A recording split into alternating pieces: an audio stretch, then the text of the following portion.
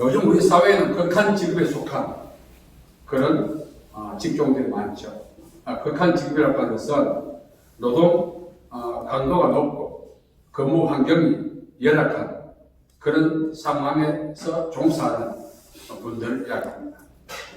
중요한 것은 극한 직업도 이 사회에 필요하죠. 과거에는 한때 3D라고 했죠. 3D.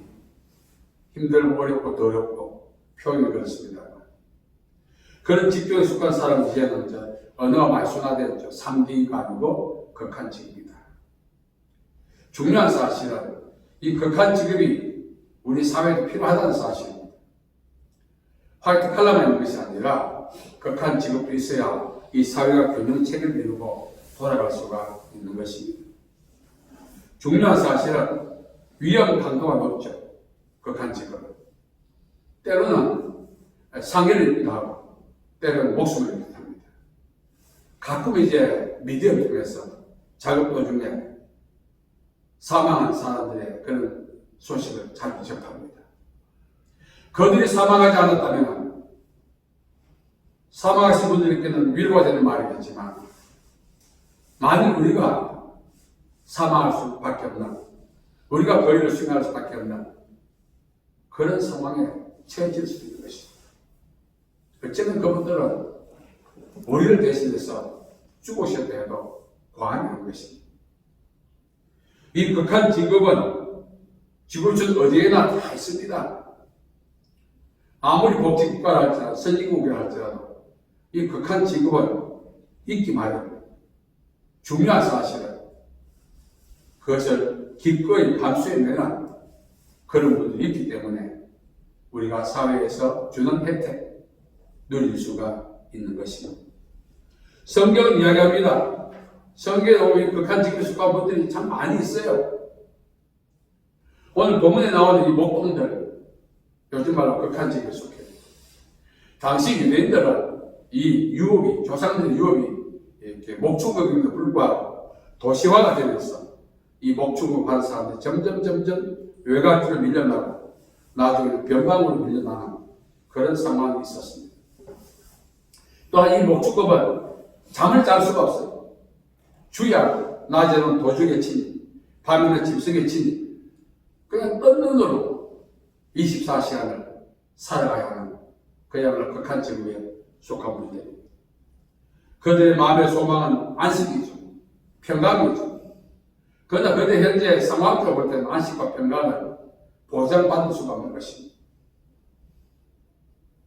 그런 극한 직업에 속했던 그분들이 오늘 말씀해 보면은 천사가 나타나서 메시아가 오셨다는 그런 소식을 전해주었습니다. 유대인들은 늘 할 것 없이 메시아가 도래하면 그야말로 유토피아가 이제 연출된다고 믿고 있었습니다. 간절히 기다렸던 것이 바로 메시아죠. 극한 직업에 속했던 사람들 더욱더 메시아를 사모하고 대망했을 것입니다. 유대인들은 이 조상들의 유업을 이어가는 분들에 대한 존경심이 없었어요. 이제 도시화가 되면서 조상들의 유업이었던 그 목축업을 하는 사람들의 존경심이 없고 그들을 이제 극한 직업을 분류하면서 배척하는 그런 상황이 연출되었던 것입니다. 예수님께서 이제 성전에서 손바른 자를 고치죠. 손바른 자. 이 사람이 지금은 석수장이라고 요세푸스라고 하는 유대사학자가 말합니다. 어느 부위가 다치는 따라서 그의 직업을 이야기하죠. 당시 석수장에는 헤롯이 자기 궁전을 지켜서 정부의 석수장을 다 불렀어요. 그래서 최고의 대우, 혜택, 보장 해주었습니다. 그래서 가정에 석수장이 하나만 있으면 그 가정은 먹고 사는데 지혜없는 거예요. 가정의 미래가 그 석수장이 한 사람한테 달려있는 것입니다. 이 석수장에 손을 다쳤습니까? 개인아 물론 가정의 미래도 불투명해지게 되었습니다. 그래서 성전에 와서 하나님의 국률과 자비를 구했지만 치유받지 못했어요. 그때 예수님 그 사람을 일어서게 하시고 손바른 자를 고쳐주었습니다. 중요한 사실은 유대인들은 613가지 율법이 있습니다. 그 율법 중에 하나가 안식일을 거룩히 지키라. 그래서 이 안식일이 오늘날 우리 주일과 유사한데 여기는 노동을 금지하게 되어 있습니다. 누가 하나 물건을 들고 몇 메달까지 가면 노동이고 몇 메달까지 가지 않으면 노동은 아니고 아주 복잡하게 율법을 자의적으로 편집해서 해석했던 것입니다. 그래서 손바닥을 고칠 때도 율법을 범한다 했던 거예요. 왜? 노동을 범하기 때문에. 그만큼 유대인들은 이 율법을 편집해서 자의적으로 해석하고 있었죠. 목공들은 특히 안식일을 범할 수밖에 없어요. 24시간 양쪽에 붙어 있어야 됩니다. 그러니까 이제 유대인들, 정통 유대인들은 율법을 지키지 못한 사람들을 죄인이라고 이야기했어요. 우리가 어떤 행동을 통해서 나타난 결과가 윤리와 도덕을 범하고 나라의 실질법을 범하고 그만이 죄가 아니라 율법을 알지 못한 그 자체를 죄라고 했죠. 그걸 모르니까 행동을 하다가 이 행동이 율법에 저촉되지 모르니까 율법을 알고 있는 사람들 눈에는 죄인 거예요. 특히 안식일을 그렇게 지켜야 하는데 목동들은 안식일을 지킬 수가 없습니다. 낮에는 도적의 침입, 밤에는 짐승의 공격. 이 양을 약탈당하지 않고 지키기 위해서는 안식일을 지킬 수 있는 상황이 아니었던 것입니다. 그러니까 이들은 죄인 취급받았죠. 또 극한 지금에 속했죠. 그야말로 살았다고 하는 이름을 가졌으나 죽은 자나 진배가 없죠. 목공을 태어난 것이 얼마나 그들에게는 힘들었겠습니까? 극한 지금에다가 죄인 취급받았습니다. 역시 목동도 아브라함의 자손입니다. 그럼에도 불구하고 정통 유대인들은 율법을 알지 못하는 자들을 죄인 취급하고 멸시하고 아브라함의 자손이 받아야 할 모든 특혜를 이 정통 유대인들이 독식하는 거죠. 그래서 보면 그 병자들 하나님의 율법을 지키지 못해서 병이 난다. 정통 유대인들은 이 죄인들은 낙인 찍은 것들이 말씀드린 것처럼 율법을 우리말 짜집게 한 거예요. 귀에 가면 귀걸이, 코에 가면 코걸이. 예수님이 안식일날 병 고치는 것을 노동을 했거든요. 그때 예수님은 유대인들께 이렇게 말했어요. 안식일날 너희들 양이 우리에 빠지면 웅덩이에 빠지면 건져내지 않느냐? 그것도 노동 아니냐? 한 말입니다. 자기들 하는 일은 노동이 아닌 거예요.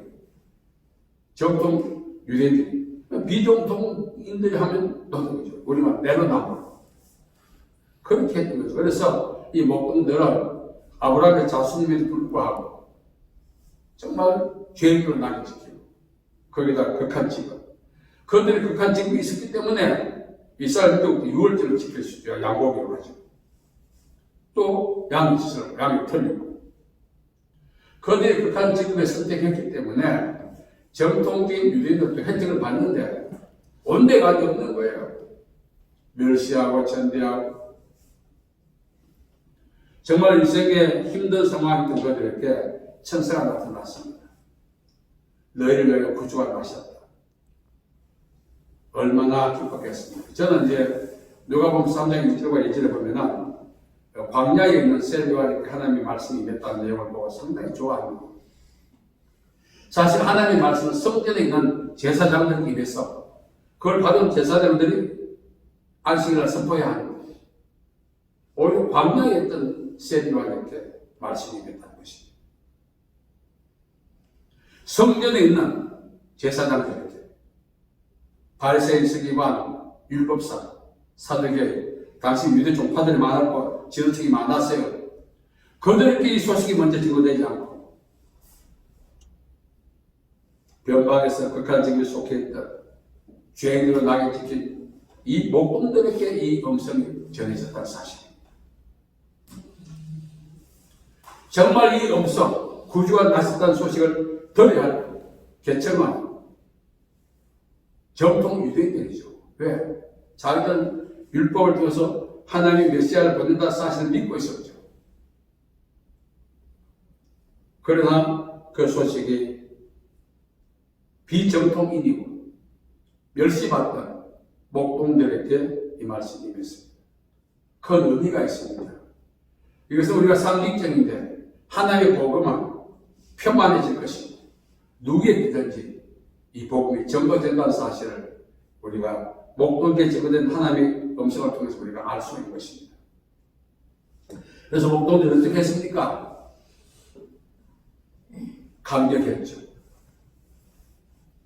극한 지구에서 또 유대인의 그 율법에서 낙인 찍혀서 삶이 버거웠던 그들이 삶의 동력을 회복하게 된 것입니다.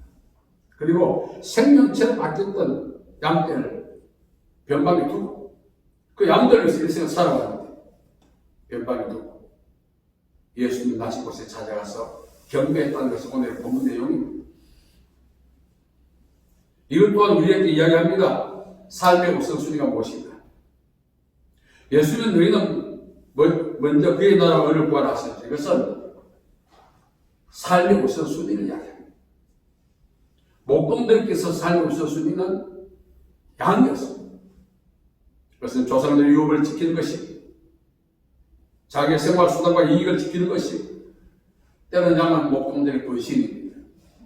양을 지키는 것은 곧 자기를 지키는 것입니다. 그럼에도 불구하고 그것을 방치하고 예수께 달려가 경배했다는 것은 오늘을 해석한다면 인생의 제일 된 목적은 하나님을 예배하는 것이라는 것입니다. 여기서 많은 것을 유추해낼 수 있어요.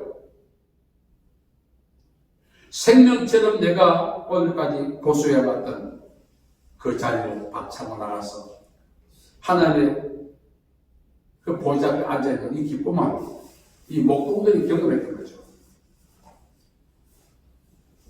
우리가 극한의 삶, 사실 우리 모두 힘듭니다. 근래에 우리는 비록 변방에는 목자들이 아니지만 각자 삶의 처소에서 극한의 삶을 살고 있어요. 표현이 거시기하지만 우리 모두가 힘들어하고 있습니다. 저희 힘든 삶을 극복하는 유일한 방법이 무엇일까요?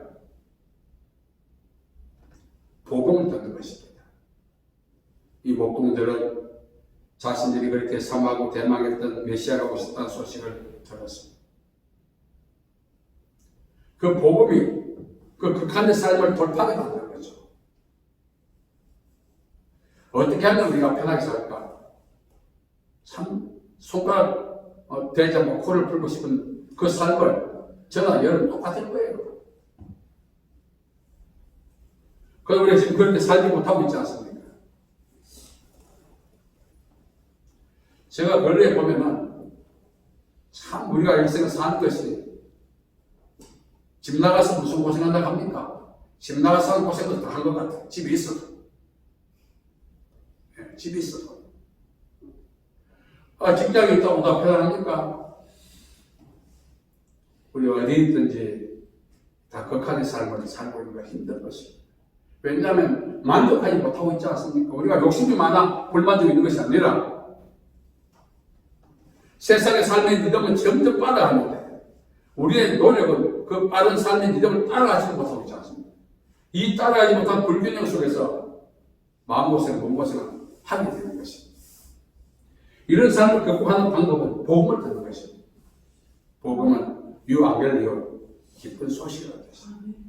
현재 삶에서 일어서게 만들고 뛰어나가게 만드는 그 동력이 복음이고 그 복음의 최종 목적은 하나님을 만나는 것입니다. 그래서 결국은 인생이 하나님을 만날 때 극한의 삶을 돌파할 수 있습니다. 이사야 40장 27절 31절 보면은 소년이라도 피곤하고 분비하고 장정이라도 넘어지고 자빠지지만 여호와를 앙망하는 자는 새 힘을 얻으리니 독수리 낙이 집에 올라가는 같은 것이요 그러나도 피곤치 않고 달려가고 닿지 않게 했습니다. 오늘 이 목동들 그 마음속에 한 가지 소망이 있었죠. 자기 양떼를 내리고 물론 그것도 목동의 삶입니다. 그들이 기다렸던 메시아를 만났다는 사실이에요. 정말 오늘 우리가 극한의 삶을 극복하고 복된 삶을 살기 원한다면 나를 나되게 하는 본질이 예수 그리스도라는 사실을 깨닫고 예수를 만날 때만이 가능한 거죠. 바울 보세요. 바울은 정말 왕족이었습니다. 유대인들 중에 사제들이라고 했어요. 우리 요즘은 국회인데 대제사장의 공문을 가지고 예수 믿는 사람 결박하고 했다는 것은 여러 가지 의미로 해석할 수 있습니다. 오늘 해석한다면 러닝메이트, 자기 산에 들인 의장이 될 수 있는 그런 어떤 그 조건과 여건을 다 갖추고 있었어요. 그렇기 때문에 바울은 그것을 목표로 영각자들보다 더 악랄하게 율법 모습을 위해서 기독교인을 비판했던 것입니다. 그래서도 불구하고 모든 것을 배설물로 여길 수밖에 없었던 것은 우리 주 예수 그리스도를 아는 지식이 가장 고상하다.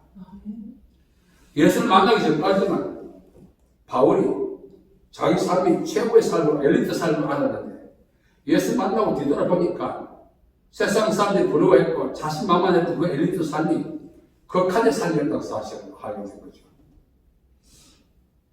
알아야 돼요. 우리가 이제 환경적으로 변해야 되지만 환경적으로 변하다고 극한의 삶을 살지 않는다 할 수 없어요. 우리가 마음으로 또 영적으로 못 깨는 부분도 있거든요. 오늘 우리가 이 목동들 같이 이미 우리의 복음을 들었습니다. 오늘도 하나님 만나러 왔습니다. 이 만남이 우리에게 인생의 삶의 우선순위가 되고 감격이 되어야 되는 거죠. 하나님은 예배하는 자를 찾으시게 했어요. 그 하나님이 찾고자 하는 사람이 되면 만나주시는 거죠. 그 만남을 통해서 지금까지 살아왔던 모든 노동을 청산하고 복된 삶을 살 수 있죠. 저는 한 가지 궁금한 게 있었어요. 목동들이 예수를 만나기 위해서 양떼를 두고 갔을 때 그 양떼는 어떻게 됐을까? 짐승이 잡아먹혔을까? 벌벌이 흩어졌을까?